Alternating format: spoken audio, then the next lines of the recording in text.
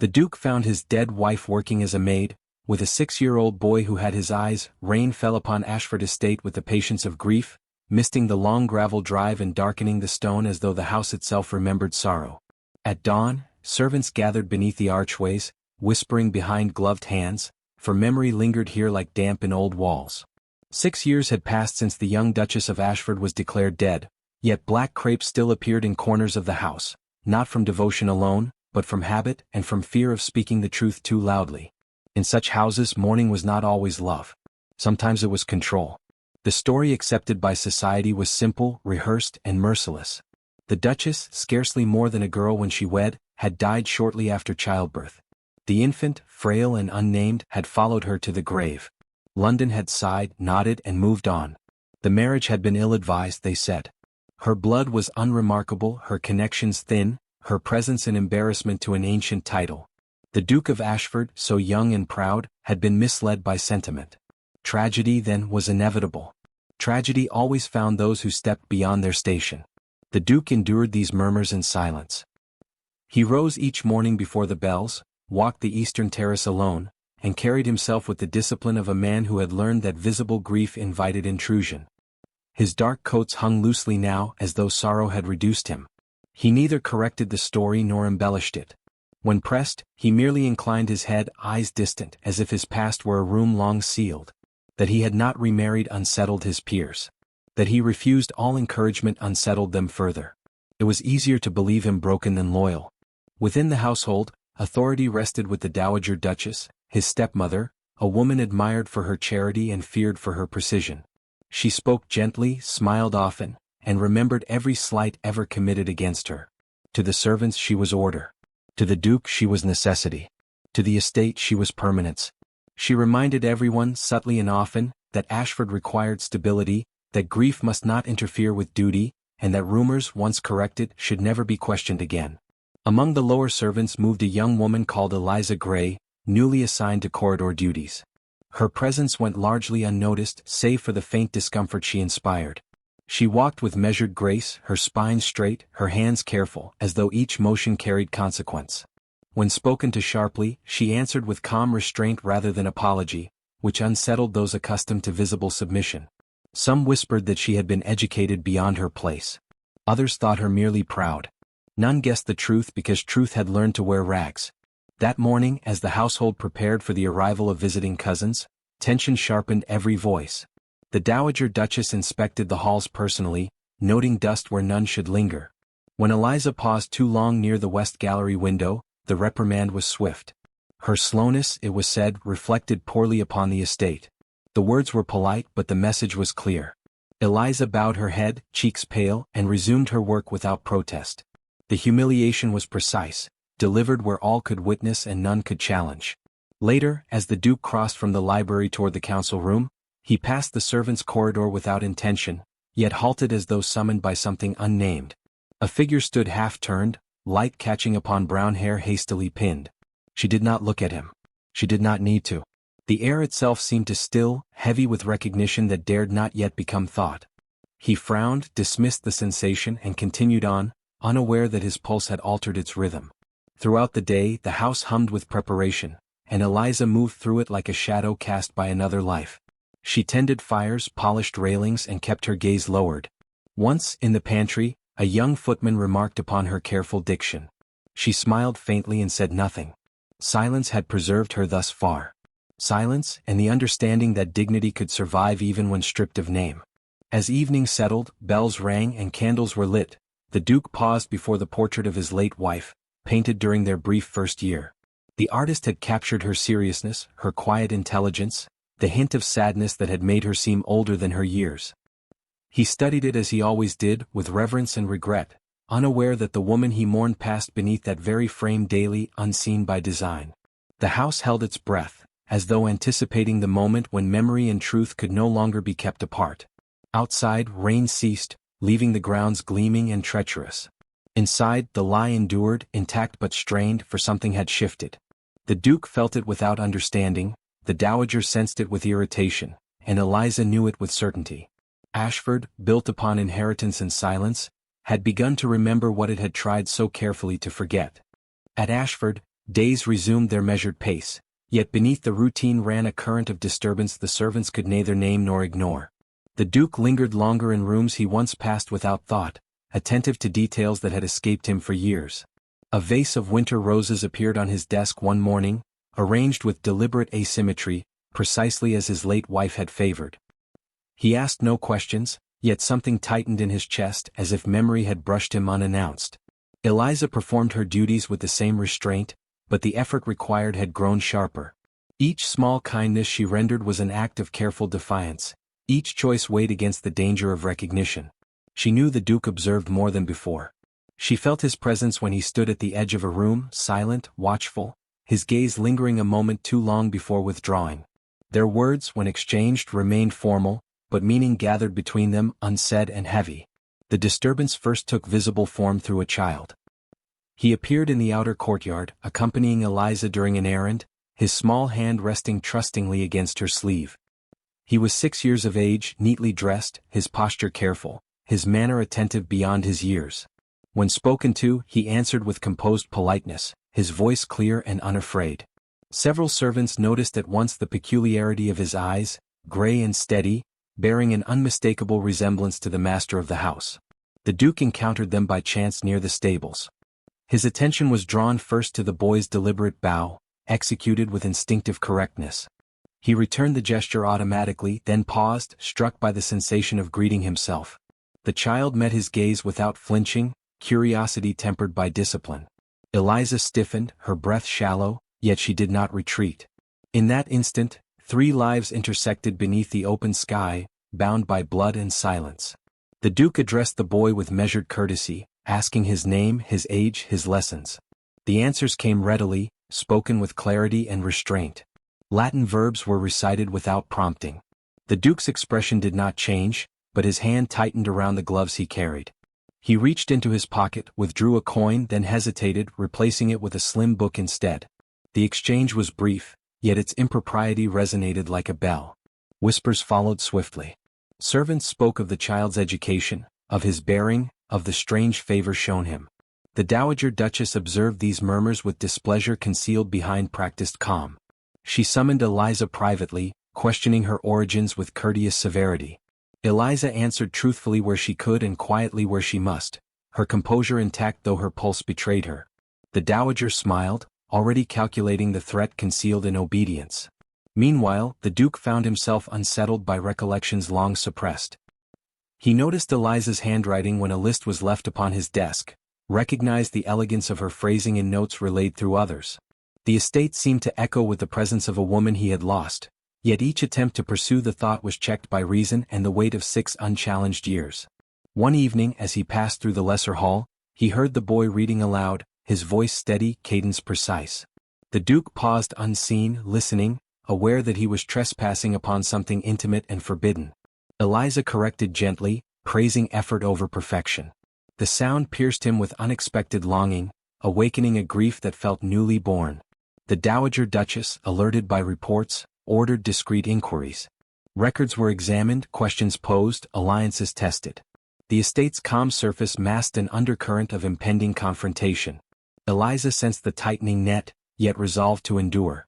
The Duke, though still ignorant of the full truth, felt certainty gathering within him, undeniable and dangerous. As the child closed his book and looked up, he caught the Duke's reflection in the darkened glass. Their eyes met, mirror to mirror.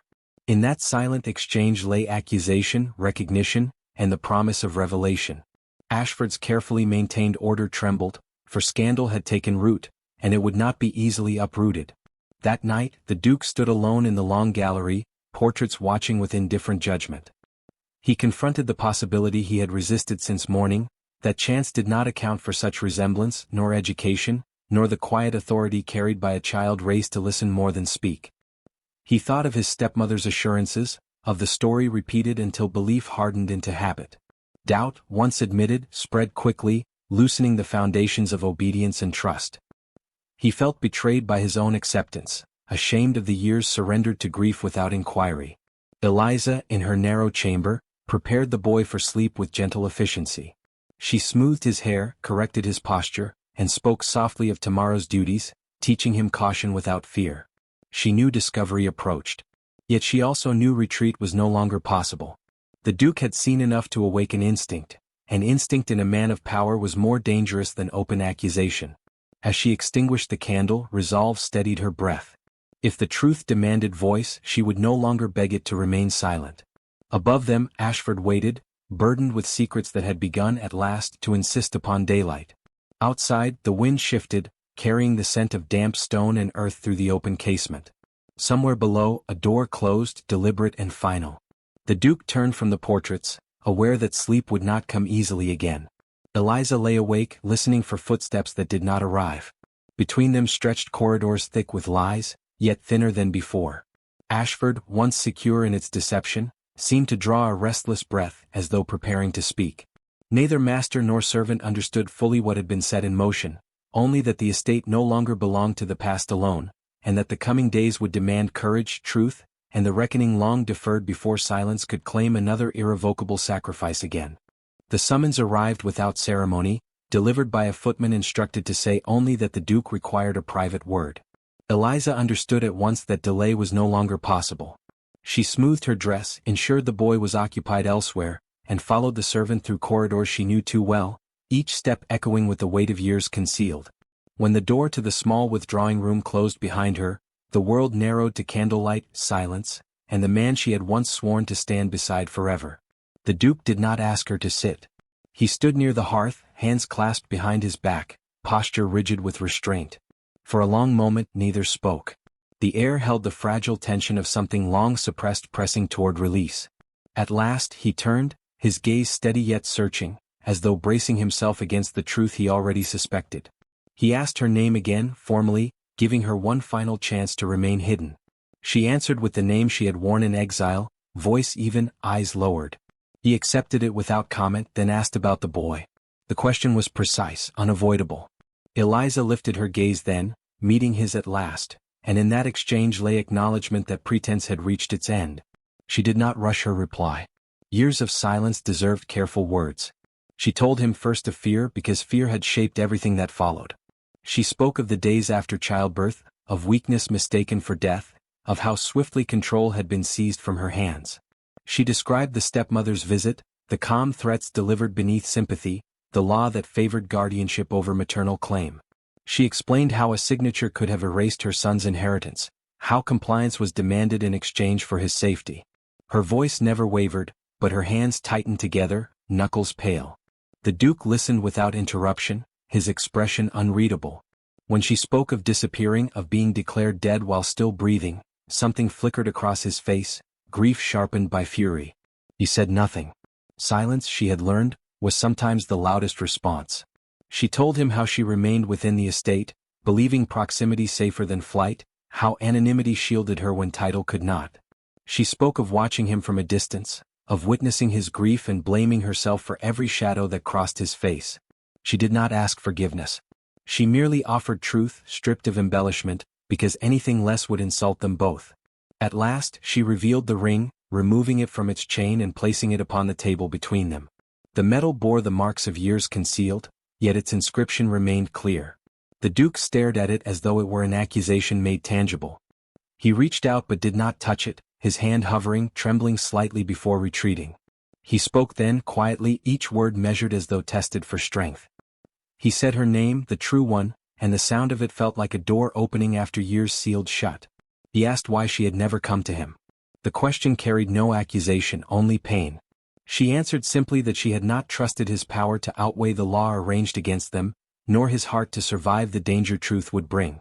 Loving him had required protecting him from a choice that would have destroyed them both. The Duke turned away, drawing a long breath, shoulders rising and falling with effort. He stared into the fire, watching flames consume what they touched. When he faced her again, his composure had altered. Grief remained, but beneath it lay resolve. He told her the child was his son. The declaration was not shouted nor dramatic. It was spoken as fact, undeniable and irrevocable. He vowed protection not with grand gestures, but with intent sharpened by loss. He would reclaim what had been stolen, expose what had been hidden, and ensure no law or relative would ever threaten his family again. He did not reach for her, did not close the distance between them. Respect, long delayed, demanded restraint. Eliza felt the weight she had carried shift, though it did not disappear. Relief mingled with fear, because confession brought consequence as surely as silence once had. She thanked him not as a duchess restored, but as a mother who had survived. Her dignity remained intact, tempered by endurance rather than pride. A faint sound beyond the door reminded them the world still existed, unaware yet attentive. The Duke extinguished the candle, plunging the room into shadow, as though to seal the truth within them until the proper moment arrived. He opened the door himself, granting her passage without command. As she stepped into the corridor, their eyes met once more, not as strangers bound by rank, but as two souls irrevocably altered by truth spoken at last. The door closed softly behind her. Alone, the Duke remained still, absorbing the magnitude of what he had lost and what might yet be reclaimed. The confession had not ended the struggle. It had merely given it voice. Ashford's walls, thick with secrets, had heard enough to know that silence would no longer suffice, and that the reckoning so carefully postponed had finally begun. Morning arrived at Ashford with a clarity that felt deliberate, as though the estate itself had chosen to awaken honestly at last. Preparations were already underway for a formal gathering long scheduled yet newly charged with significance, a review of household matters that would bring witnesses enough to bind truth into record. The Duke dressed without assistance, selecting garments not of mourning black but of dignified restraint, signaling a quiet departure from grief without spectacle. When he descended the stairs, servants sensed the alteration immediately, a steadiness replacing sorrow, purpose supplanting habit. Eliza stood waiting where she had been instructed, no longer in the plain attire of service. Her gown was modest but unmistakably refined, its cut recalling a life once lived openly. She held herself with calm acceptance, neither seeking attention nor retreating from it. At her side stood the boy, properly dressed, composed, his gray eyes alert yet unafraid. The Duke paused upon seeing them, not in hesitation but acknowledgement, and extended his hand. The boy took it without prompting, completing a gesture that felt both simple and monumental. The gathering assembled in the great hall beneath chandeliers newly polished, their light catching on generations of portraits that had witnessed inheritance pass from hand to hand. The Dowager Duchess entered last, serene and confident, greeting relations with practiced warmth. She did not look twice at Eliza, assuming obedience still governed the day. When the Duke called for attention, conversation faded into attentive silence, curiosity sharpening the air. He spoke without flourish, his voice carrying authority earned through restraint rather than command. He addressed lineage, duty, and the estate's future, acknowledging the weight of tradition before asserting its responsibility to truth. Then, with deliberate calm, he introduced his son by name, declaring his legitimacy in terms unmistakable and final. A murmur rippled through the hall, swiftly quelled by the certainty of his tone. The Dowager Duchess rose at once, her composure strained by disbelief. She spoke of error, of records, of tragedy long settled. The Duke allowed her words to fall unchallenged before responding. He produced documents prepared with care, testimonies gathered quietly, and evidence that rendered denial futile. Her smile faltered, replaced by calculation then resignation. Control once absolute had been undone by patience. Eliza stepped forward when summoned, her voice steady as she confirmed the truth already laid bare. She spoke not of vengeance but of survival, of motherhood exercised beneath threat, of love expressed through absence rather than indulgence. Her dignity commanded attention more effectively than any accusation. Those who listened recognized not scandal but injustice corrected too late. The Duke turned to her then, addressing her by her rightful title for the first time in 6 years. The hall held its breath. He did not apologize publicly, knowing some wounds required privacy, but he acknowledged loss shared and loyalty unbroken. He spoke of love tested by cruelty and sustained by faith, of a bond neither erased by lies nor diminished by time. His words, measured and sincere, carried the weight of vows renewed without ceremony. Silence followed, deep and reverent. Then one by one heads inclined in acceptance. Tradition, confronted by truth, adapted as it always must to survive. The Dowager Duchess withdrew, her power diminished not by punishment but by exposure. Justice in this house would be quiet. Later, as the gathering dispersed and daylight softened the hall's severity, the Duke walked with his wife and son through the gardens. Gravel crunched beneath their steps, a familiar sound transformed by context. Eliza breathed freely at last, her hand resting lightly upon the Duke's arm, the boy walking between them. No words were necessary. Presence itself affirmed what had been reclaimed. At the edge of the lawn, The Duke paused, turning toward the house that had concealed and revealed them both. He regarded its windows without bitterness, recognizing that places like people were shaped by those who ruled them. He vowed inwardly that Ashford would no longer be governed by fear disguised as order. As evening approached, lamps were lit within rooms once heavy with mourning. Laughter, cautious but genuine, echoed faintly where silence had ruled. Eliza stood at a window watching her son read by the fire, his posture attentive, his future secure. The Duke joined her, their shoulders nearly touching, a closeness earned rather than assumed. They spoke quietly of what lay ahead, of adjustments required and trust to be rebuilt. Their love, tempered by absence, moved carefully now, respectful of scars not yet faded. Yet hope, once distant, had taken root within the estate's ancient walls. Night settled gently, bringing with it a sense of completion, not of ending but of beginning. Ashford rested, its secrets surrendered, its lineage restored through courage rather than conquest. And though the past could not be rewritten, its truth had finally been spoken, granting the future a chance to unfold without shadow, guided by love that endured, waited, and ultimately claimed its rightful place again.